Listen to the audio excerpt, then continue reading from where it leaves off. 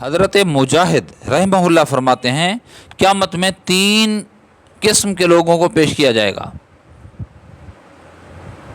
اللہ کے حضور۔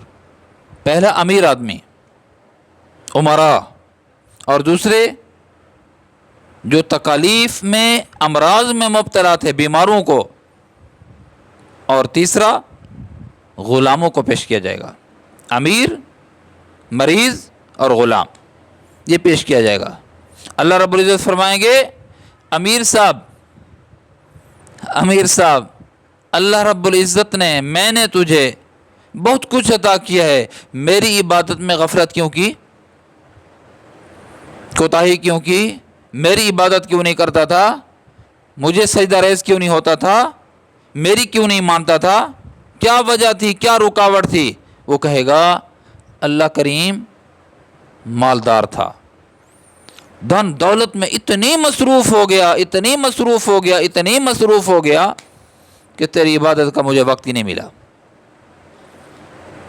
حضرت مجاہد فرماتے ہیں کہ اللہ رب العزت اس امیر آدمی کے سامنے حضرت سلیمان علیہ السلام کو لا کھڑا کریں گے، اور کچھ وہ نقشہ بھی دکھائیں گے جو حضرت کی سلطنت کا ہے۔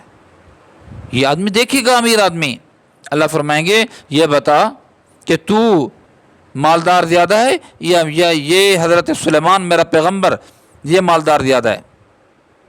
وہ کہے گا کہ مالدار تو یہ زیادہ ہیں۔ تو اللہ فرمائیں گے انہوں نے مال و متاع کے ہوتے ہوئے، سلطنت اور عہدے کے ہوتے ہوئے میری عبادت کے اندر کمی نہیں کی، تو تھوڑی سی دھن دولت کے اندر اتنی بدمست ہو گیا کہ تو میری عبادت کرنا بھی چھوڑ دیا تو نے۔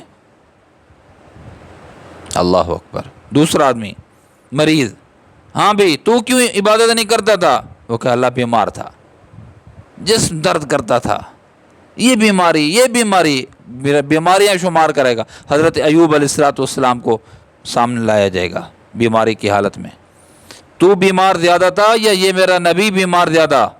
کہا کہ یہ بیمار زیادہ۔ فرمایا انہوں نے بیماری کے ایام میں مجھے فراموش نہیں کیا، مجھے نہیں چھوڑا، میری عبادت سے غفلت نہیں کی۔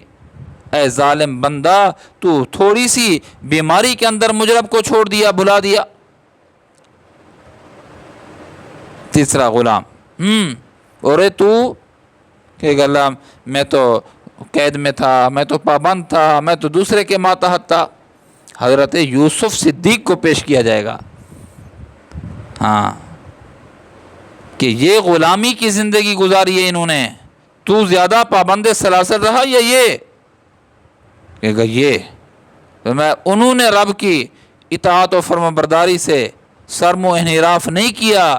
اے ظالم، اے بدبخت، تو چھوٹی سی غلامی کے اندر آ کر میرے اپنے رب کو، اپنے حقیقی مالک کو بھلا دیا تو نے۔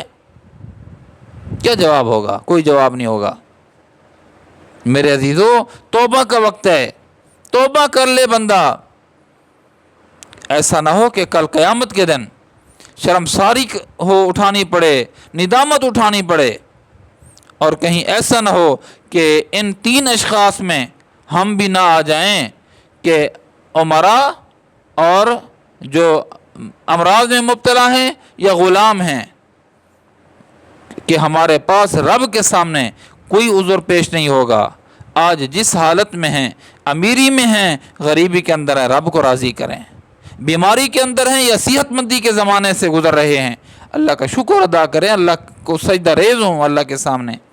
اور اگر غلامی کی زندگی گزار رہے ہیں، یعنی تنگ دستی و غلامی حالات میں جکڑے ہوئے ہیں، تب بھی اپنے مولا کو راضی کریں۔ کل قیامت کے دن ان لوگوں کا عذر نہیں چلے گا۔ آج وقت توبہ کریں، سچی توبہ کریں، تاکہ رب ہم سے راضی ہو جائے۔